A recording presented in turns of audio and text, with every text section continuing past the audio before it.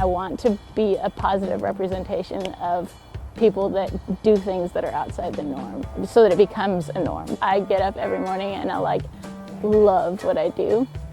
There's women doing these things all over the world. It's just that they've never had a voice. So the most important thing we can do is give them the voice. Coming as one but standing as the 10,000 who came before them. These are the women paving their own path, defying stereotypes, and breaking a lot of glass ceilings. I'm Noor Tagore, and this is A Woman's Job. They're the best thing that's ever happened to me, I kid you not. Okay, so we're hanging out with alpacas, donkeys, and goats here on a farm, and I have never personally met a woman farmer, so I'm really excited. I'm also just really excited to learn. This is totally out of my comfort zone. So the white ones are meat chickens. There's so many chickens. So when you first decided that you wanted to become a farmer, what was everyone's initial reaction?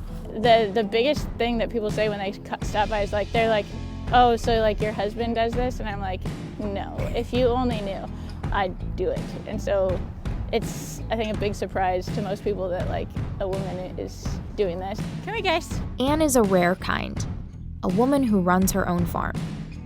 Although women make up 30% of all farmers, only 14% are the principal operators, or the main workers on their farm. And their numbers are on the decline. But Anne is actually more widely known for something else, her woodworking. She has a devoted and growing following on Instagram, and she built that following almost by accident. How did Anne of all trades come to be?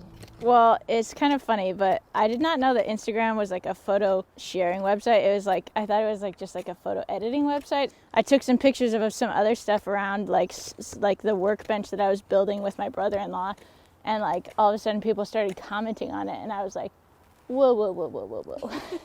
How do you see this? And so then I found out actually Instagram is a social media site. I was like, if I can find friends that do what I do, I was all for it.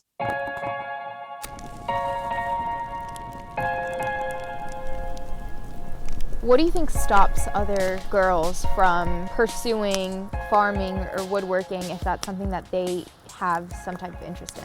I think right now there's just a huge stigma. It's something that men do alone in their garage or something like that. But it doesn't have to be that way at all. Things that used to be single pursuits, you had to have the strength of a man to take care of a farm, or the strength of a man to build furniture. But I think that women have a very different perspective that they can bring to everything. It's just really important to be confident in who you're created to be. Anne's worldview has a lot to do with how she grew up, as the daughter of missionaries in a commune. And at an early age, she got her first look at the craft she would eventually take up herself. The reason I got into woodworking was because my grandpa was a woodworker, and he's a really quiet guy, so the way that I got to know him was by spending time with him out in his shop, and that's kind of how I cultivated wanting to get to know people by doing what they love doing. My family gave me this, which is a hand plane that they had saved from his shop when he passed away, so I try with every project that I do to have this plane touch it in some way so that my grandpa's legacy is somehow passed on. A huge part of my woodworking now is trying to preserve the tradition of the people like my grandfather. So on all my woodworking photos and stuff, I put the hashtag preserve tradition. Use antiquated traditions to do those things so that those crafts are never lost.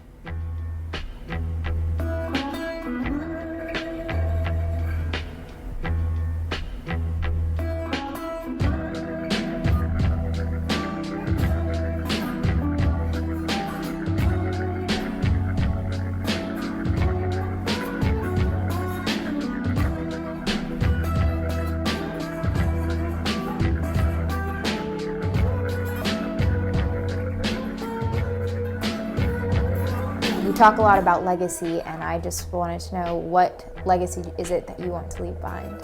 I want people to remember that I was full of joy and that I loved deeply. Whether it be on the farm living the animals or loving my woodworking craft. I just want people to remember that I love people deeply.